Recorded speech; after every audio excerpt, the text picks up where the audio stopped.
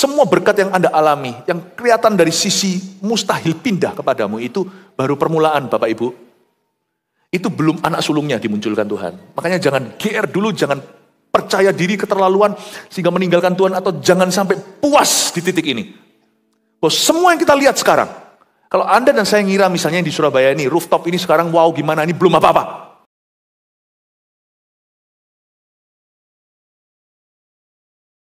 Kau berfirman, Bani domba, Kedar dan Nebayot akan berhimpun padamu, dipersembahkan ke hadapan Tuhan. Tiada yang mustahil bagimu ya Tuhan Yesus. Di negeri kami akan terjadi kebangunan rohani yang belum pernah kami saksikan. Dan jikalau Engkau hendak melakukan itu, ingatlah kami. Ingatlah gereja ini. Ingatlah keluarga kami. Libatkanlah kami dalam pekerjaan-Mu yang nyata di akhir zaman. Ingatlah bisnis kami, profesi pekerjaan kami. Pilih kami sebagai Abraham-Abraham-Mu. Ya Tuhan Yesus, menjadi alat-alat pilihan-Mu, menjadi kendaraan-Mu. Raja di atas segala raja, Engkau ada di sini. Hari ini ya Tuhan Yesus, Kau akan memberikan nubuatan-nubuatan-Mu dalam kehidupan kami. Kami siap menangkap isi hati-Mu. Sebab ada perkara-perkara yang tidak bisa diajarkan. Ada perkara-perkara yang hanya bisa kami tangkap dari hati Tuhan. Kami rindu menangkapnya, Roh Kudus. Kau ada di sini, ubah hati kami yang keras, lemah lembutkan ya Bapa. Biar kami bisa melihat kerajaan, bukan melihat diri kami. Sembunyikan hamba di balik salib-Mu sebagai hamba-Mu yang melayani. Semoga ya Tuhan jemaat-Mu terus bertumbuh ke arah Kristus. Dalam nama Yesus, haleluya. Amin. Berikan tepuk tangan untuk Tuhan. Mari kita tangkap nubuatan Allah. Ada hal-hal yang gak bisa kita pelajari sih, harus kita tangkap mentah-mentah dari hati Bapa. Saya juga tidak akan memberikan teaching so much, lebih banyak ke arah rema-rema, dan Anda harus menangkapnya dengan iman. Yesaya 60, kita mulai ayat 5-9, saya baca dulu. Siap-siap untuk menangkap sesuatu dari Roh Kudus. Ayat 5 bunyinya. Pada waktu itu, engkau akan heran melihat dan berseri-seri. Engkau akan tercengang dan akan berbesar hati. Sebab kelimpahan dari seberang laut akan beralih kepadamu, dan kekayaan bangsa-bangsa akan datang kepadamu. Sejumlah besar unta akan menutupi daerahmu. Unta-unta muda dari Midian dan Eva. Mereka semua akan datang dari Sheba. Akan membawa emas dan kemenyan, serta memberitakan perbuatan masyur Tuhan. Segala kambing domba Kedar akan berhimpun kepadamu. Domba-domba jantan Nebayot akan tersedia untuk ibadahmu. Semuanya akan dipersembahkan di atas mezbahku sebagai korban yang berkenan kepadaku. Dan aku akan menyemarakkan rumah keagunganku. Siapakah mereka ini yang melayang seperti awan? Dan seperti burung merpati ke pintu kandangnya. Sungguh akulah yang dinanti-nantikan pulau-pulau yang jauh. Kapal-kapal Tarsis berlayar di depan untuk membawa anak-anakmu laki-laki dari jauh.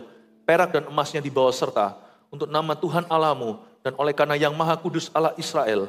Sebab Ia mengagungkan engkau. Katakan amin dulu.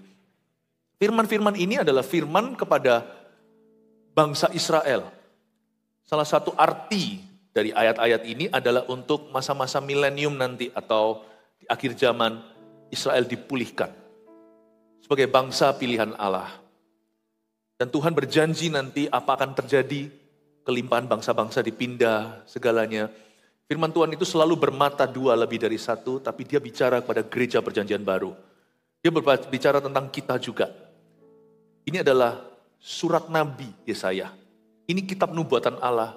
Nubuat tidak boleh kita ngawur mengartikannya. Fondasinya tidak berubah. Dekorasi arsitektur sebuah gedung bisa gonta-ganti. Tapi yang tidak bisa diganti adalah struktur. Jadi saya nggak bicara soal struktur. Struktur itu teachingnya atau doktrinnya. Tapi nubuatan itu dia akan mengalir sesuai dengan kehendak Allah. Dan saya minta Anda menangkap sesuatu untuk kehidupan Anda, untuk bisnis Anda, untuk keluarga rumah tangga Anda, dan untuk gereja kita tercinta, GMS Rooftop dan GMS 2 di mana-mana, sampai ke mancanegara yang sekarang sedang menyaksikannya. Tuhan berjanji begini sama kita, ayat 5, pada waktu itu ada kairos atau waktu ilahi. Kita kalau jalan sama Tuhan itu akan dibawa dari satu waktu ilahi ke waktu ilahi berikutnya, sekalipun AM, PM di hidup kita itu, semua orang sama. Jam itu baku. Waktu Indonesia bagian Barat sekarang pukul 10.30 sekian. Ya 10.30 ya, 10.29. Nah sedangkan kalau di Bali saat ini 11.30-an. Waktu Indonesia bagian mana itu semua baku. Kalau di luar negeri, Amerika jam berapa, East Coast dan West Coast, pantai timur atau barat. Tapi waktu ilahi itu beda. Kita bisa hidup di waktu manusia bersamaan. Yang satu mengalami kesia-siaan, yang satu mengalami tuntunan. Makanya pentingnya cari Tuhan, hidup itu gak akan sia-sia. Karena waktu kita akan digunakan oleh Allah. Dikatakan pada waktu itu, this is the day that the Lord has made. Hari ini adalah hari yang dijadikan Tuhan. Mari kita bersuka cita di dalamnya. Hari ini adalah hari yang sama buat setiap orang. Tapi hari ini tangan Tuhan bekerja dengan cara beda dalam diri seorang dan orang yang lain. Pada waktu itu aku akan membawamu masuk ke dalam kairosku. Di mana janji akan digenapi. Engkau akan heran melihat dan berseri-seri. Sebentar, lihat apa sih kok kita bisa senyum-senyum kanan kiri? Emangnya kita itu heran melihat apa sehingga wajah kita berseri-seri? Kata heran melihat dalam bahasa Ibraninya itu aneh loh. Visi. Itu bukan melihat sesuatu dengan mata kepalamu. Itu melihat sesuatu dari mata kepala Tuhan. Makanya wajahmu berseri-seri. Kalau kita lihat dari fakta dan realita, wajah kita bisa suram.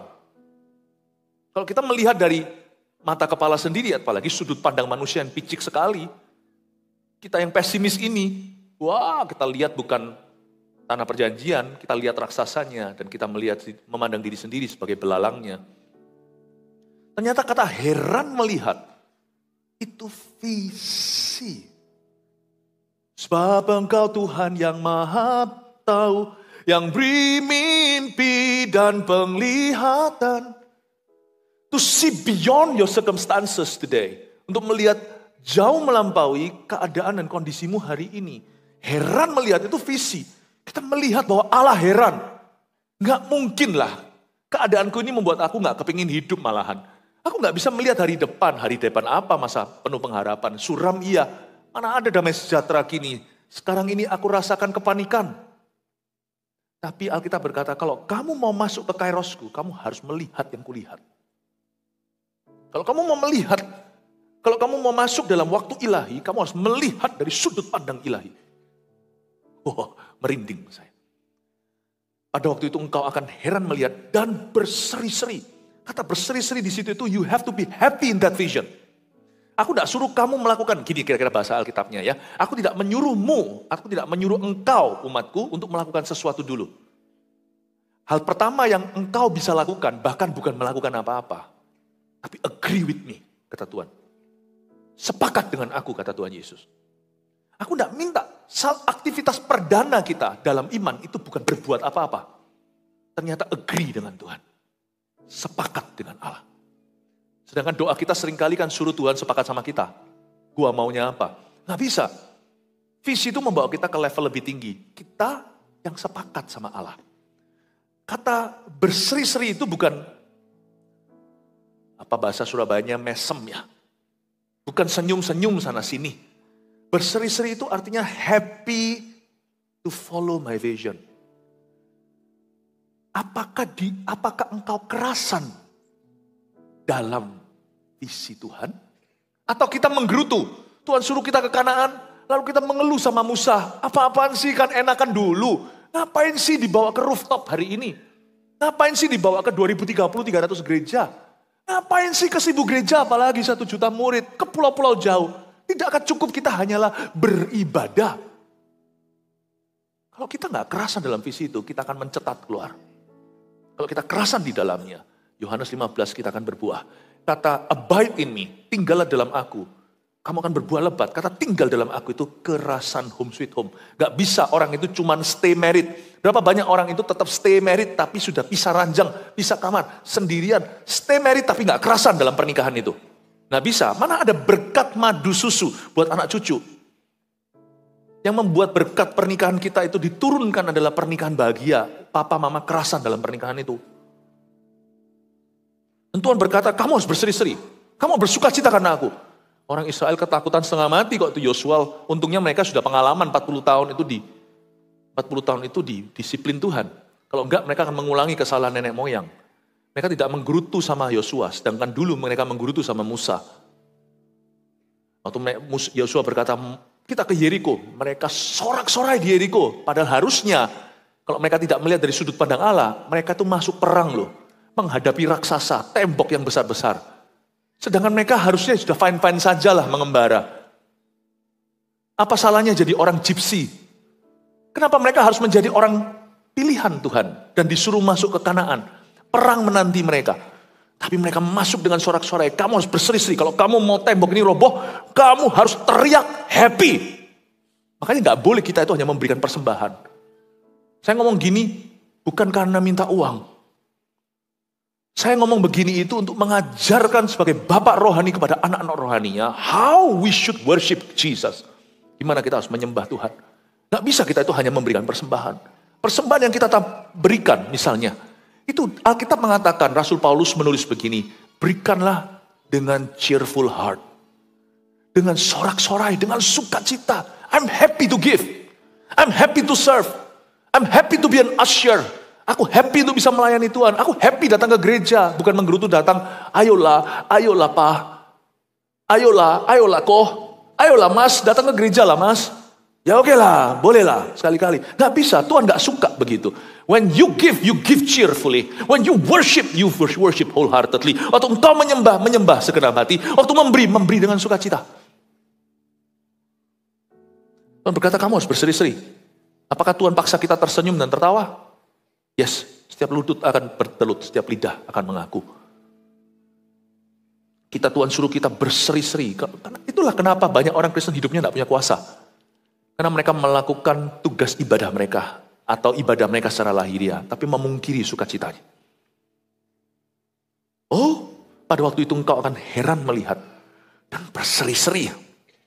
Engkau akan tercengang dan akan berbesar hati. Dilanjutkan di sini penjelasan berseri-seri itu apa?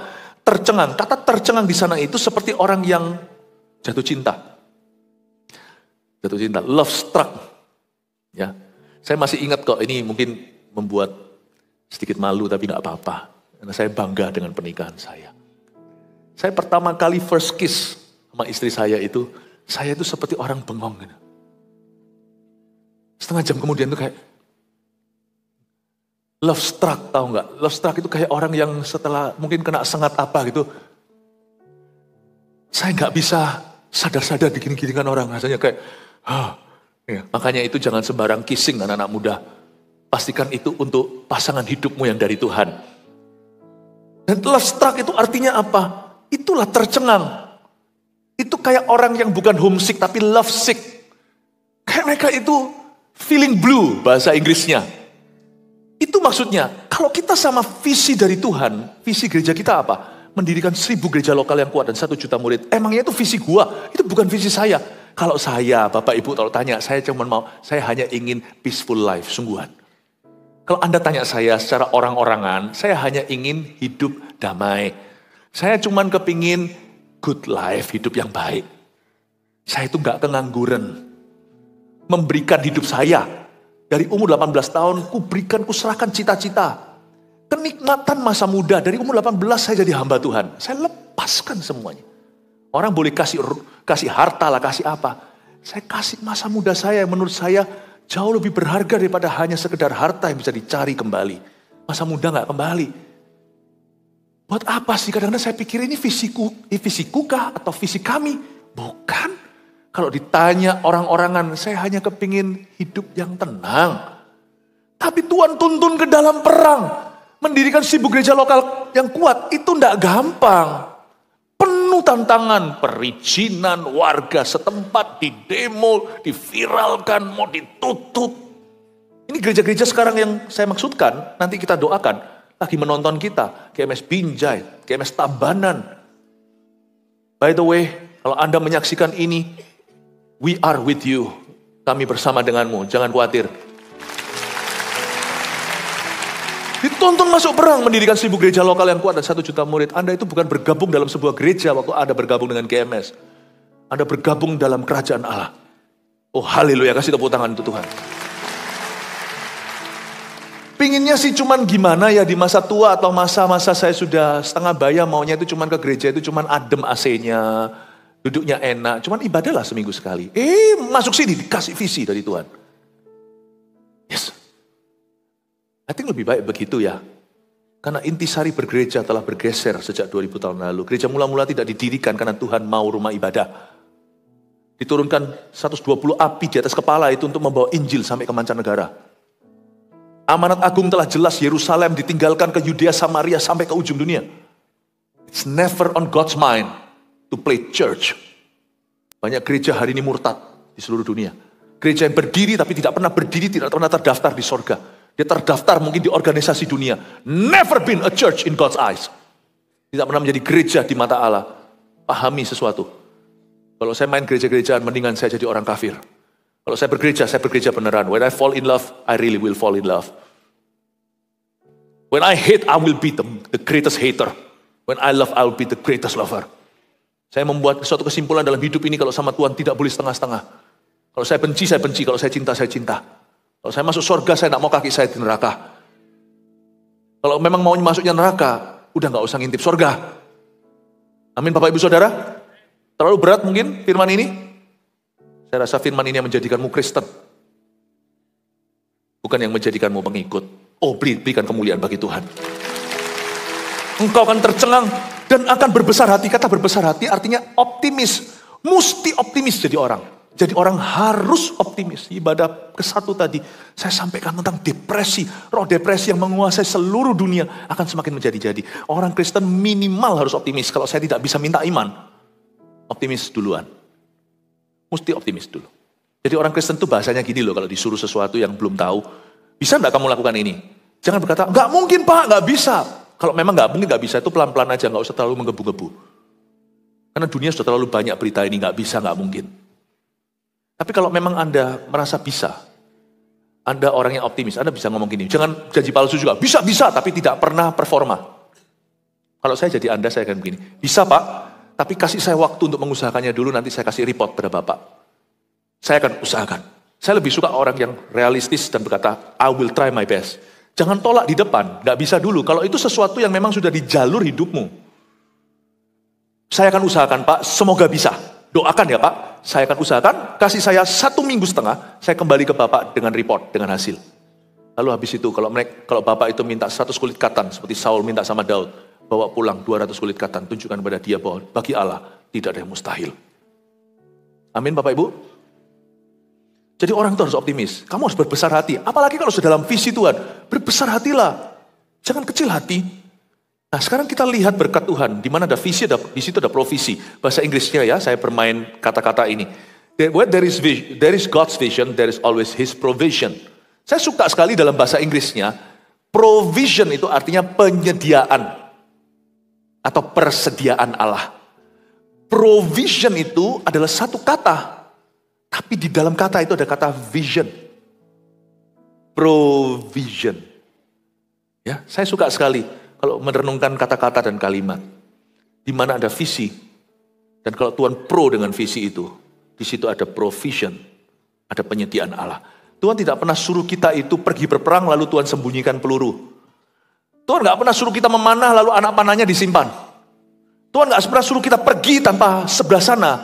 Tuhan suruh seseorang sudah datang. Tuhan suruh Filipus pergi ke tempat yang sunyi. Tapi di situ Tuhan telah memerintahkan seorang sida-sida Ethiopia untuk datang. Tuhan gak pernah suruh kita melakukan sesuatu, lalu Tuhan tidak memberikan sumber dayanya kepada kita untuk melakukannya. Ayat berikutnya, ayat 5b, sebab kelimpahan dari seberang laut akan beralih kepadamu, dan kekayaan bangsa-bangsa akan datang kepadamu. Mari kita bedah setengah ayat ini. Sebab kelimpahan dari seberang laut, kata kelimpahan di sana secara harafiah artinya money. Wealth, kekayaan di situ, kelimpahan di sana itu artinya kekayaan harta materi. Kekayaan itu akan mengalir dari seberang laut. Kata seberang laut di sana itu dalam bahasa aslinya from the western sea. Unik ya. Kekayaan dari barat, lautan barat akan dipindahkan harta itu. Ini literally atau secara harafiah, letterlek kata orang Belanda, bicara soal financial blessing. Sekali lagi saya tekankan bahwa gereja Mauritius yang saya gembalakan bukan penganut Injil kemakmuran. Tapi kita tidak alergi memberitakan apa yang jelas-jelas dalam firman. Injil kemakmuran itu bedanya adalah semua tolak ukurnya adalah harta.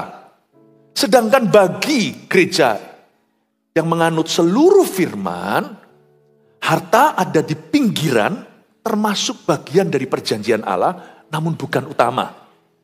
Yang utama itu relationship with God, righteousness, peace and joy in the Holy Ghost. Kebenaran, kekudusan, sukacita dan damai sejahtera. Tetapi saya tetap tidak bisa mengkorting firman, bahwa firman dengan gamblang berkata, kelimpahan dari seberang laut, lautan barat akan dipindahkan eastward ke timur. Dan ini jelas sekali bicaranya. Jadi saya mau beritahu sesuatu di sini bahwa Tuhan juga menyediakan janji financial blessing dalam kehidupan putra-putrinya. Kalau gitu nggak mungkin Yesus mengajarkan doa Bapa kami, berikan pada kami hari ini makanan kami secukupnya atau rezeki kami. Give us today our daily bread atau blessing. Jangan sampai kalau kita nggak percaya berkat itu dari Tuhan dan kita nggak mengharapkan dari Dia, orang membuat kita merasa bersalah kalau kita berharap sesuatu yang materi dari Tuhan. Pertanyaan saya, lalu berharap sama siapa? Jangan-jangan orang yang nggak berharap sama Tuhan, nanti kalau dia kerja keras dia berkata, tanganku yang membuatku kaya. Ujungnya sombong. Tapi orang yang tidak berharap sama Tuhan, nanti jangan sampai nanti ketika dia berhasil, selain sombong, dia berkata, ups, kebetulan, gua hoki sesuai feng shui. Sesuai dengan tanggalnya. Nanti malah justru cari-cari tanggal keberuntungan. Udahlah Bapak Ibu di sini kalau ada anaknya mau menikah, mau cari tanggal bagus itu nggak ada. Semua orang tanggal bagus yang cerai berapa? Yang cerai berapa? Nggak usahlah percaya gitu-gituan. Cari aja tanggal yang praktis. Tanggal bagus nggak ada. Tanggal buruk itu semua tinggal siapa yang jalani. Semua jadi bagus. By the way, Yeriko itu runtuh setelah dikelilingi 13 kali loh. Apes buat musuh, untung bagi umat Allah. 13 itu apes buat orang yang percaya.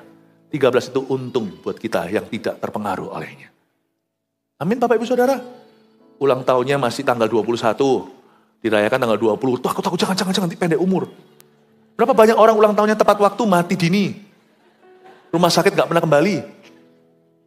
Rayakan ulang tahun saya 1 tahun sebelumnya gak apa-apa. Tiap hari boleh kirim cake ke sini.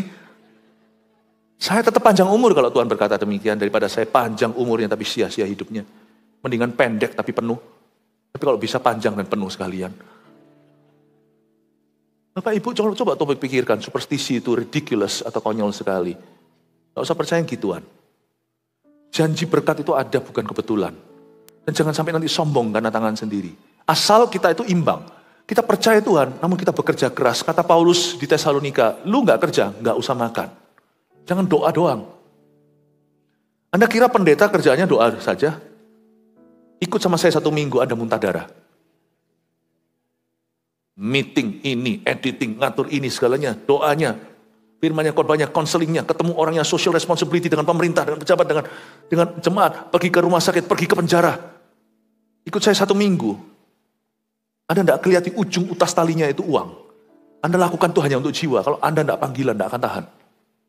Jangan jadi dokter juga, kalau memang tujuannya adalah untuk mencari keuntungan. Bapak Ibu Saudara, saya mau beritahu sesuatu bahwa kita semua harus bekerja keras.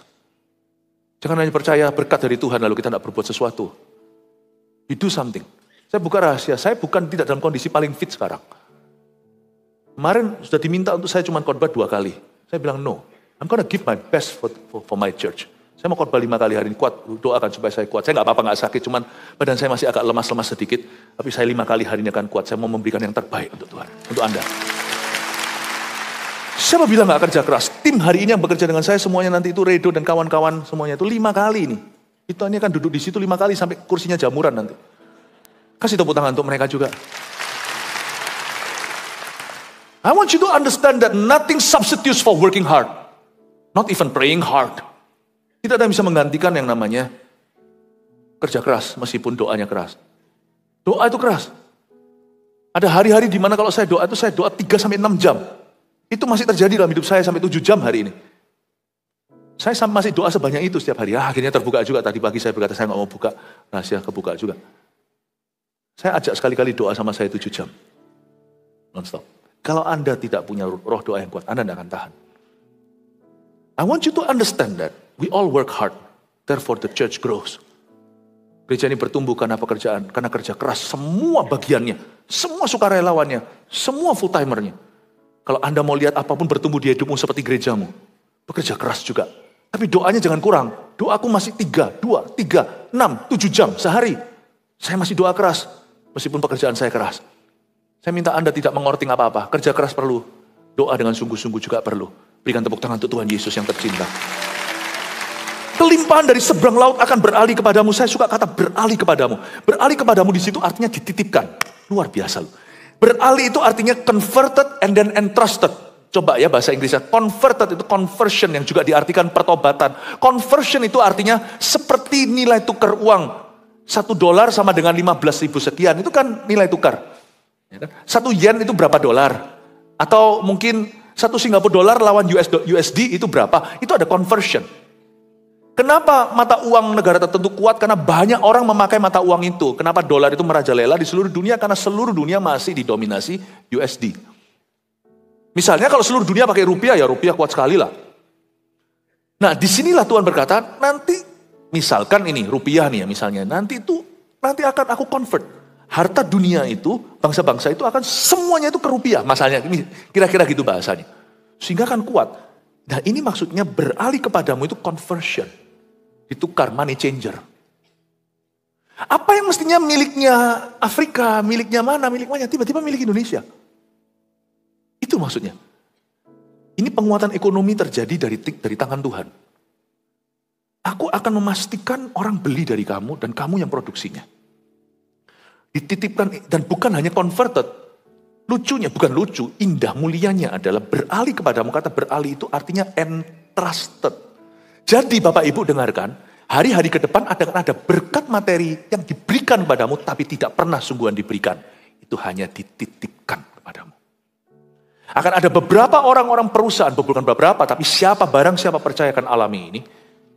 Perusahaan Anda, pekerjaan Anda, atau keuangan pribadi, atau secara korporasi, atau secara bisnis, atau toko satu, atau hanya satu gerai saja, atau satu depot, atau satu chain, atau satu rantai restoran. Akan ada berkat-berkat materi yang Tuhan akan convert ke margamu, ke keluargamu, atau ke grup bisnismu, atau kepadamu secara individu. Dan Tuhan percayakan harta itu kepadamu. Ada batasnya, tidak ada uang tanpa seri. Tuhan itu menguji kita. Dan Tuhan percayakan kepada keluarga itu atau kepada orang itu sebagai titipan. Titipan apa sih? Aku titip ya ini. Aku titip untuk gerejaku. Aku titip ya ini. Aku titip untuk orang-orang miskin. Aku titip ya. Aku titip ini untuk misi. Aku titip ya untuk misionaris. Aku titip untuk hamba-hamba Tuhan. Dan aku titip ini juga bahkan untuk pekerjaan kemanusiaan. Tapi hati-hati nanti saya kasih tips-tipsnya tentang CSR. Atau perusahaan-perusahaan yang punya dana sosial. Be careful, ada berapa orang pikirannya cetek soal itu. Nanti saya jelaskan. Aku titipkan. Kata dipindahkan atau beralih di situ itu artinya titipan. Anda tidak pernah memilikinya. Saya sampai merinding waktu saya baca ini. Semoga jemaatku tak akan mengerti ini. Lalu berikutnya, lanjutkan dulu. Dan kekayaan bangsa-bangsa akan datang kepadamu. Nah, kata kekayaan di sini malah justru bukan soal money. Aneh ya. Dalam bahasa aslinya kekayaan bangsa-bangsa artinya forces. Kekuatan bangsa-bangsa. Berarti nanti akan ada terjadi gelombang yang namanya an army of investors and developers. Itu akan, atau sebuah tentara investor dari luar negeri, bahkan developer, pengembang atau orang-orang ahli dari luar negeri akan turut membangun. Tapi nanti kebaktian berikutnya, saya baru jelaskan. Kebaktian-kebaktian berikutnya ada unsur-unsur ini yang saya harus jabarkan. Tentang bagaimana anak-anak kita harus sekolah hari-hari ke depan sebagai orang percaya di Indonesia. Nanti saya jelaskan, not now. How we must groom our children. Soalnya nanti anak kita akan punya 2 jalur. Jalur memerintah atau gigi jari. Hanya 2. Dengarkan nubuatan Tuhan. Tuhan tidak pernah melakukan sesuatu kepada siapapun tanpa menunjukkan dulu kepada para nabinya. Nanti saya jelaskan, tapi sekarang izinkan saya mengatakan bahwa Tuhan telah menubuatkan sejak Yesaya bahwa kekayaan bangsa-bangsa, kekuatan mereka itu akan dipindah skill-skillnya. Ayat 5. Ayat 6, sorry. Sejumlah besar unta akan menutupi daerahmu. Masa Tuhan tertarik sama unta toh? Ayat ini sampai hari ini setelah Israel berdiri sebagai negara 1948, negara berdikari, tetap Israel nggak dipenuhi dengan unta, seperti Australia dipenuhi kanguru, atau seperti Selandia Baru dipenuhi domba, tetap nggak unta. Maksudnya apa? Ini pasti bukan unta yang Tuhan maksudkan, pasti orang. Coba kita baca, sejumlah besar unta akan menutupi daerahmu. Unta-unta muda dari Midian dan Eva, mereka semua akan datang dari Sheba, akan membawa emas dan kemenyan dan sebagainya. Unta-unta muda dari Midian. Midian adalah anak Abraham dari istri Keturah setelah Sarah meninggal dunia. Catat itu dulu. Midian itu termasuk anak Abraham, tapi tidak termasuk 12, tidak termasuk keturunan perjanjian. Nah itu orang nggak ngerti dan mereka tidak menjadi salah satu daripada suku Yakub. Sedangkan Eva adalah anaknya Midian, cucunya Abraham. Berarti ini secara nubuatan juga bisa bicara tentang youth and children, anak-anak muda, anak-anak kecil dari gereja-gereja tradisional yang sudah tidak lagi menurunkan kuasa, tapi secara lahiriah. Paham ya? Seperti saya katakan tadi, struktur tidak boleh berubah, tapi tafsiran bisa berkembang. Strukturnya nggak boleh berubah. Ini tetap untuk Israel, tapi untuk kita gereja perjanjian baru, kita harus mengerti maksud Allah di balik setiap ayat ini. Untuk konteks kita dan untuk konteks negeri kita Indonesia. Jadi saya melihat dari ayat ini, bahwa Tuhan pedulikan unta muda dari Midian, bahkan Eva, itu berarti keturunan kedua ketiga dari orang-orang Kristen yang pernah lahir baru, namun sekarang turun-temurun bukan lagi orang pilihan, tapi secara lahiriah dan tradisional. Ini bicara tentang kantong-kantong Kristen di Indonesia. Christian pockets di Indonesia dari Sabang sampai Merauke. Tuhan ternyata peduli loh. Orang berkata, kenapa kita harus merintis gereja di tempat-tempat yang saya sempat mikir, tempat-tempat sudah notabene juga Kristen. Kristen gak Kristen, kita ini 1000 gereja lokal 1 juta murid itu sampai kemana-mana. Kantong atau bukan, percayalah. Saya pernah sekali waktu mendengarkan intimidasi seperti ini kok rasa agak guilty ya. Apakah salah strategi? Saya sudah doa sih, saya doa lagi masuk hadirat Allah, saya dapat ayat ini. Aku tetap akan mengutus keturunan-keturunan Yakub untuk bicara ke keturunan-keturunan Midian. Dan mungkin Midian akan menganiaya kita. Mungkin akan diviralkan. Silakan. Kita mendingan viral sebagai pembaptis daripada viral sebagai pembunuh. Kita akan viral menjadi seorang pembawa kebangunan rohani daripada viral sebagai seorang pecina. Monggo mas, silakan. Haleluya. Haleluya. Pahami ini, unta-unta muda dari Midian ini adalah anak-anak Abraham pula. Mereka semua akan datang dari Sheba. Akan membawa emas dan kemenyan serta memberitakan keperbuatan masyhur Tuhan. Sheba itu mana? Mereka semua akan datang dari Sheba. Ini kok ke kiri kanan dia, Midian, Sheba. Ini beberapa lokasi dan beberapa geografi terwakili. Sheba itu Ethiopia. Anda ingat gak Queen of Sheba yang datang ke Salomo di zaman purbakala? Atau ratu dari Sheba. Sheba ini Ethiopia. Mereka akan membawa emas dan kemenyan. Waktu saya baca ini, saya dapatkan sebuah nubuatan tangkap ini. Hari-hari ke depan, tidak secepat itu bisa menggantikan USA atau Amerika. Orang-orang yang kerjaannya besar, hubungannya dengan Amrik ini ceritanya, betul-betul ekspor impor apa? Dalam waktu 10 tahun mungkin belum terasa pengaruh. Tapi firman ini berkata dalam konteks Indonesia, dengar baik-baik bahwa nanti hari-hari ke depan akan increasing, akan semakin bertambah. Bisnis-bisnis yang datang, wealth and business ya, kekayaan dan bisnis yang akan datang dari benua Afrika, China dan India, itu akan lebih banyak meningkat di Indonesia. Jadi siap-siap pasang radar soal itu. Dalam 10 tahun, 15 mungkin belum bisa menggantikan Amerika. Amerika tetap pasar terbesar. Tapi melemah. Demikian pula Eropa.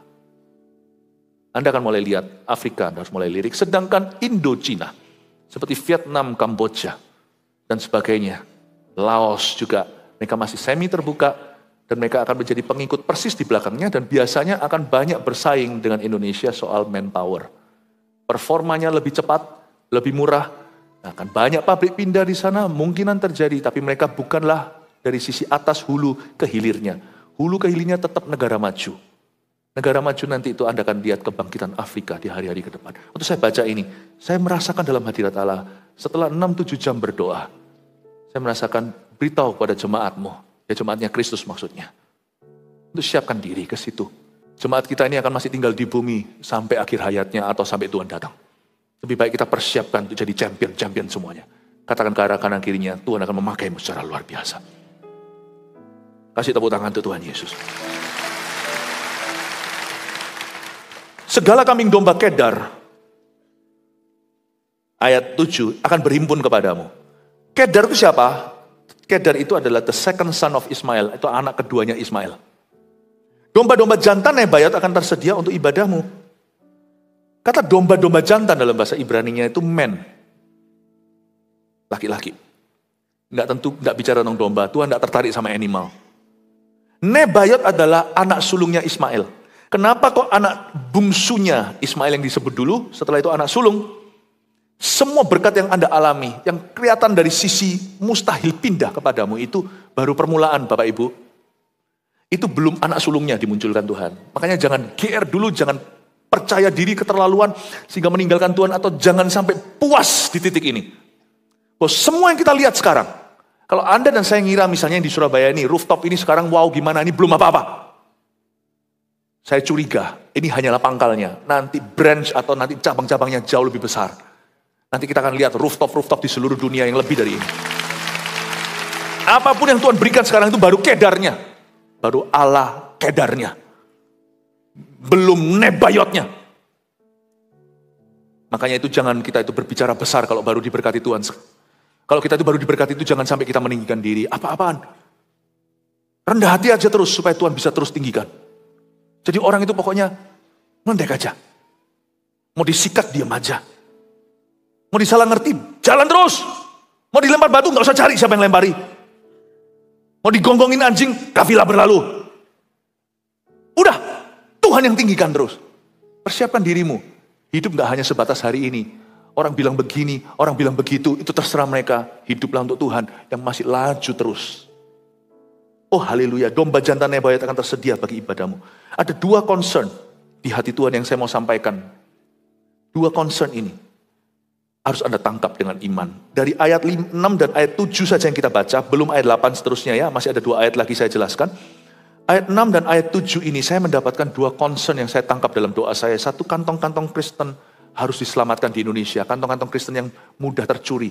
Tahukah di Indonesia ada kantong-kantong Kristen dari Sabang sampai Merauke yang akan meninggalkan imannya hanya demi sebotol aqua. Gereja harus melakukan sesuatu. Itu bukan karena masalah ekonomi, itu iya. Kemiskinan harus dientaskan, itu iya. Tetapi itu juga masalah mental, karena tidak adanya kebangunan rohani. Sedangkan orang Korea yang saya tahu yang berapi-api memang bukan muda-mudi. Korea yang saya pahami, yang saya ngerti gereja-gereja di Korea. Baik Korea di luar negeri maupun Korea di dalam Korea. Khususnya Korea di Korea. Kalau di luar negeri masih ada anak-anak mudanya karena mereka masih western. Masih ke barat-baratan. Kalau yang betul-betul Korea itu kaku betul. Sehingga banyak anak-anak muda hilang dan lenyap sirna dari gereja. Korea di dalam orang-orang Korea. Yang sungguh-sungguh di dalam Korea itu banyak orang tua. Tapi itu pun masih kelihatan afterglow. Atau masih kelihatan sisa-sisa kemuliaan masa lalu. Dari tahun kebangunan rohani 1950. Zamannya Yonggi Cho muncul dan sebagainya itu. Saya melihat kesungguhan hati mereka. Itu orang Korea. Kalau diutus misionaris itu gak bisa bahasanya. Orang Korea itu bahasanya kental. Gak seperti orang Indonesia bisa tiru logat Korea, logat Jepang, logat apapun. Orang Indonesia itu linguistically talented. Sebenarnya kita itu minder aja. Sebenarnya kita itu sangat bakat bahasa. Mana ada. Saya belum pernah kenal orang-orang internasional yang suka membuat lelucon tentang bangsa lain punya logat. Itu cuma orang Indonesia. Karena mereka mau buat lelucon. Mereka jadi lelucon. Mereka gak bisa logat apa-apa. Orang Korea kalau yang Korea betul-betul yang gak pernah di luar negeri tinggal. Itu ngomong bahasa Inggris kayak Korea. Ngomong bahasa Spanyol kayak Korea. Jadi orang gak bisa bedain. Lu ngomong bahasa apa? Tetap keluarnya Korea. Kalau orang Indo bisa. Ajinomoto semuanya keluar. Saya beritahu ya, orang Korea itu kalau diutus sama Tuhan pergi Afghanistan, India, mana mereka langsung pergi. Ada ribuan misionaris Korea, nggak bisa bahasanya ke situ. Beberapa orang-orang dari GMI yang kita kenal dengan baik tentunya itu sekarang ada di Ukraina. Semua orang pergi minggat, dia di dalam sana dibom, tetap di situ. Malah beli gedung sekarang jadikan tempat misionaris yang pompong murah. Orang Korea itu saya acungi kayak gini. Dan mereka tidak mudah untuk dipindahkan imannya. Mereka mau disuap kayak, mau diancam sama KGB. Ada yang diancam, saya tahu ada juga yang mau dibunuh. Mereka tetap di situ, mereka nggak takut. Itu mental. Kenapa? Doanya lo kayak gitu, militannya. Firmannya lo, gerejanya berapi-api meskipun sekarang nggak ada anak mudanya. Tapi dulu kan mereka muda, berapi-api. Nggak heran, mana bisa mereka itu menjual imannya demi segelas aqua. Orang Korea mati pun tidak hengkang dari Kristus. Penjara pun tidak hengkang dari Kristus. Luar biasanya kayak gitu. Dan mereka tidak punya duit. Mereka pergi ke situ. Banyak itu organisasi misi, tidak tentu gereja. Mendanai puji Tuhan, gereja kita itu terus di backup jemaat yang misionaris. Kasihan mereka, terontang-antungkan seperti itu. Tapi mereka tetap menjadi misionaris. Memenangkan banyak jiwa. Rahasianya bukan cuma di ekonomi. Waktu saya pergi ke kepulauan Kepulauan Timor, Nusa Tenggara soalnya, Nusa Tenggara. Saya pertama ketemu dengan pejabat setempat, saya sampaikan kepada beliau, saya berkata, Pak, waktu saya mendarat, Roh Kudus berkata, saya bilang begini, karena kita dipanggil menjadi saksi juga terhadap raja-raja, perhatikan air bersih.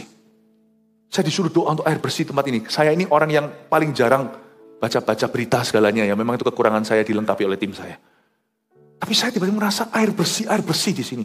Beliau langsung berkata, itu salah satu program kami. Saya berkata, Bapak kalau menjabat, Bapak mesti berdoa sungguh-sungguh, ini harus dientaskan. Bukan untuk agenda pribadi, tapi harus untuk rakyat. Saya doakan. Tapi saya tidak bisa sebut apa posisi segalanya, saya rasa tidak etis. Saya berdoa begitu. Tentunya ada hal-hal yang perlu dilakukan. Waktu saya pergi ke Nusa Tenggara itu, kepulauan itu, saya melihat di situ tuh, kalau menurut saya sih belum sepandang mata, cuman berapa hari di sana, nggak objektif ya saya ya. Tapi saya lihat ikan-ikan apa hasil laut luar biasa, tapi mungkin jarang ada orang investor datang sana untuk membangun pendinginnya. Adalah hasilnya luar biasa. Tapi setelah 1 hari di pasar busuk sudah. Saya bilang, Pak, ini mestinya banyak orang mesti bisa datang dari semana-mana untuk membangun Indonesia bagian yang lain. Tapi saya bukan politikus, itu bukan urusanku. Saya bangun kerajaan sorga, saya cuma kasih ide. Tapi ketika saya berdoa tuh semuanya, tiba-tiba Tuhan berkata, kebutuhan mereka terbesar dan paling mendasar adalah the lacking the Holy Spirit in their life. Mereka tidak mengalami Roh Kudus dalam kehidupan mereka. Ya Tuhan, makanya malam Pentakosta. Yang lain-lainnya itu agenda menyusul. Number 1 yang harus duluan. Yang pertama, first thing first, itu spiritual thirst. Yang pertama harus menjadi yang harus dipenuhi adalah haus lapar akan kebenaran. Kehausan rohani, seperti orang Korea. Kalau mereka sudah dapat itunya, gak dapat makan juga gak pindah agama. Mau dianiaya, mau dibunuh pun mereka tidak akan hengkang. Saya rasa itu fondasinya. Air bersih segalanya itu tambahan. Kerajaan Allah dan kebenaran, itu nomor 1 saudaraku.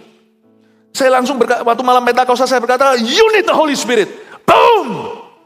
Roh Kudus dicurahkan. Banyak orang berkata gak pernah terjadi seperti itu.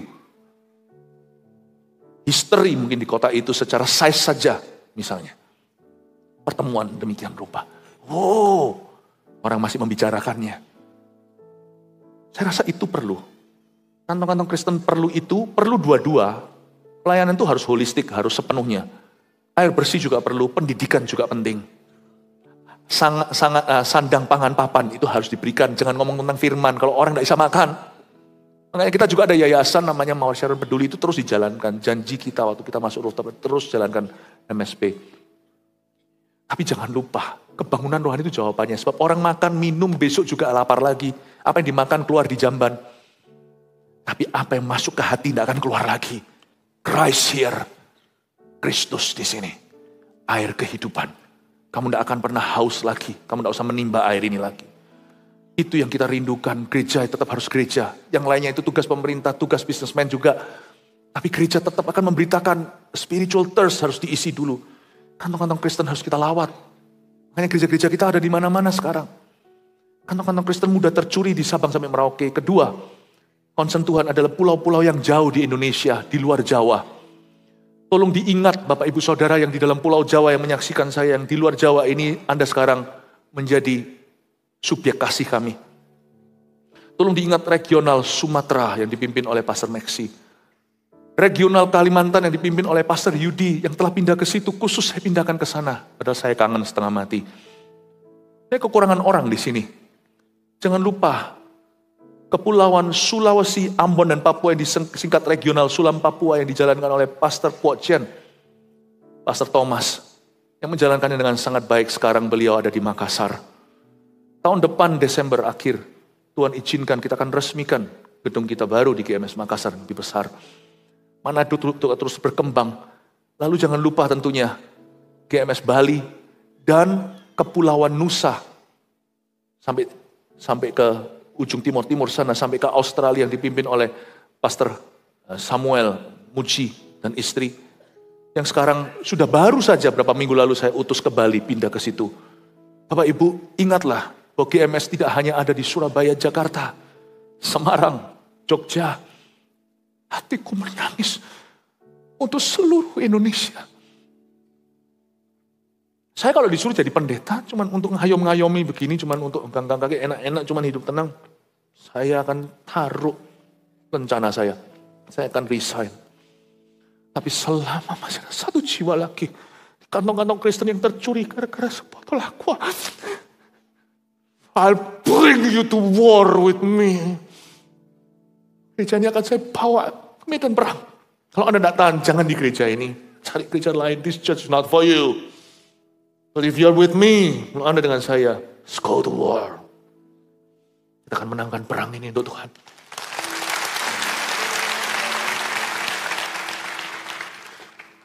Pengusaha-pengusaha dengar saya. I don't want your money. I want you to understand this. If you don't understand this, your money is no good. Kalau Anda tidak mengerti ini, uangmu tidak ada gunanya. Sekarang saya jelaskan kenapa banyak pengusaha salah kaprah. Sedikit lanjutkan ya. By the way, oke, ayat 8 aja langsung. Siapakah mereka ini yang melayang seperti awan dan seperti burung merpati ke pintu kandangnya? Kata siapakah mereka ini yang melayang seperti awan itu, kedengarannya sama seperti Yesaya 6 ayat 8 panggilan Yesaya, siapa yang akan pergi untuk aku? Siapa yang pergi untuk kami? Allah Tritunggal berbicara. Siapa yang akan kami utus? Ini aku, utuslah aku, bukan ini aku, utuslah dia. Inilah Yesaya, siapakah mereka ini yang melayang seperti awan? Yesaya 6 ayat 8. Siapakah yang akan pergi untuk kami? Ini aku. Tidak semua kita akan dipanggil pergi loh, kemana-mana, ke sana, timur-timur, segala enggak. Tapi kita semua punya hati harus pergi. Hati kita harus pergi. This is the church I will build you, Lord. Inilah gereja yang akan kita bangun. Ayat 9, sungguh akulah yang dinanti-nantikan pulau-pulau yang jauh. Kapal-kapal Tarsis berlayar di depan. Untuk membawa anak-anakmu laki-laki dari jauh, perak dan emas yang dibawa serta. Inilah visi jiwa-jiwa. Untuk nama Tuhan Allahmu dan oleh karena yang Maha Kudus Allah Israel. Seperti di sana ayat 9. Kapal-kapal Tarsis berlayar di depan. Kapal-kapal Tarsis. Pernahkah Anda baca Yunus pasal 1 ayat 3? Yunus pasal 1 ayat 3. Tarsis adalah traumanya Allah. Kok bisa Allah punya trauma? Bukan, ini kiasan saja. Tarsis adalah tempat Yunus pergi untuk menjauhi hadirat Allah. Itulah Tarsis. Yunus itu pergi ke sebuah tempat namanya Yopa. Hari ini Tel Aviv. Dia cari kapal pergi ke Tarsis jauh dari hadapan Tuhan. Untuk melarikan diri dari panggilan. Tapi kenapa di Yesaya dikatakan kapal Tarsis yang berlayar di depan? Tuhan mau supaya kita itu setir hidup kita, keluarga dan bisnis kita, pelayanan kita, gereja bagi saya sebagai gembala sidang. Itu in the direction of mission, bukan away from it. Gereja bisa berdiri tanpa misi, bisa banget. Taruh aja artis, taruh aja apa, taruh aja acara, bisa. Saya tidak mau bangun gereja abal-abal, mengerti? Saya akan bangun gerejanya Tuhan. Kapal Tarsis berlayar di depan. Yang di depan itu misi.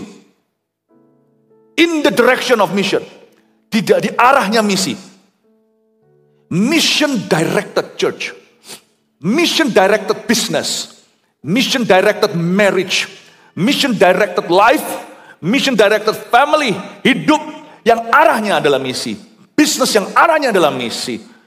Pelayanan yang arahnya misi. Gereja yang arahnya misi. Keluarga pernikahan yang arahnya misi. Itu yang Allah kehendaki, kapal Tarsis di depan. Kapalmu di belakang, bawa emas dan sebagainya di belakang. Ini luar biasa, sebab ia mengagungkan engkau.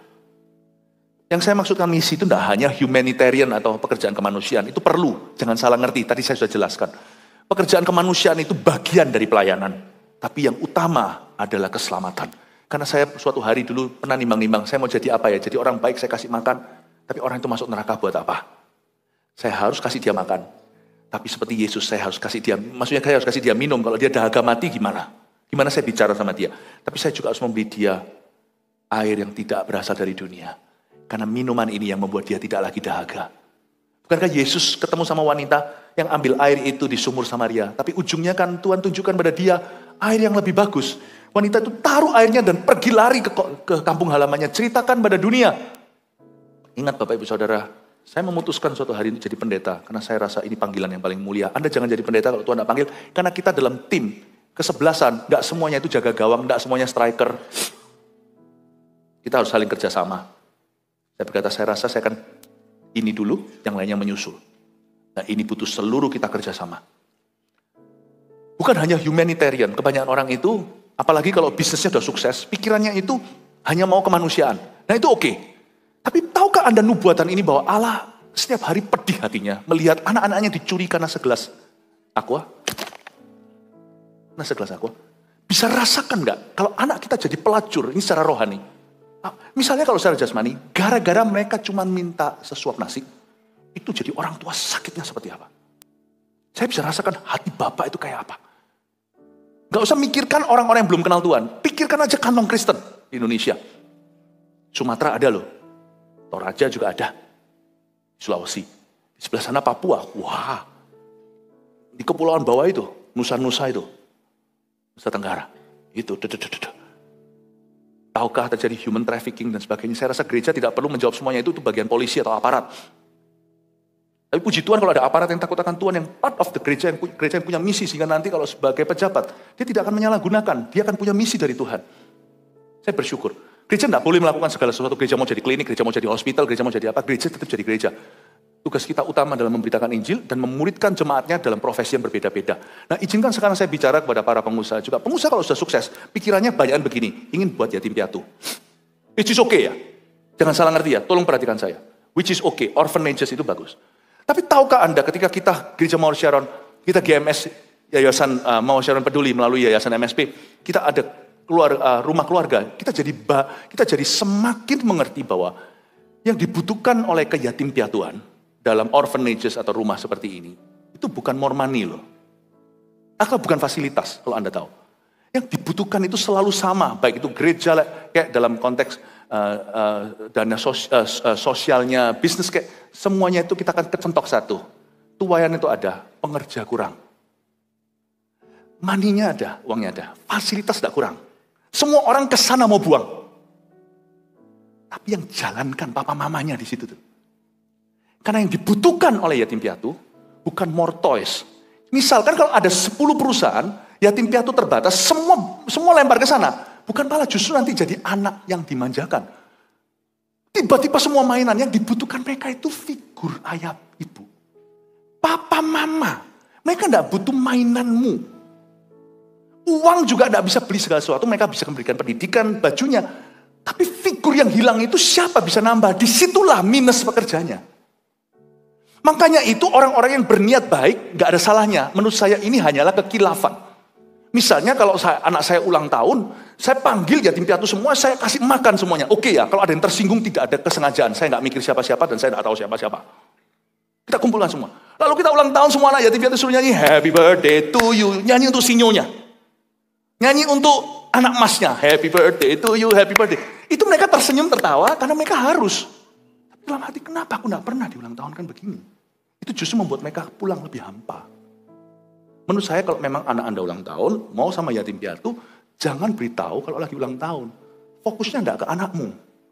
Main aja sama mereka, ajak semuanya, nggak seolah-olah nggak terjadi apa-apa, cuma memang itu hari di mana Anda mau luangkan dengan yatim piatu.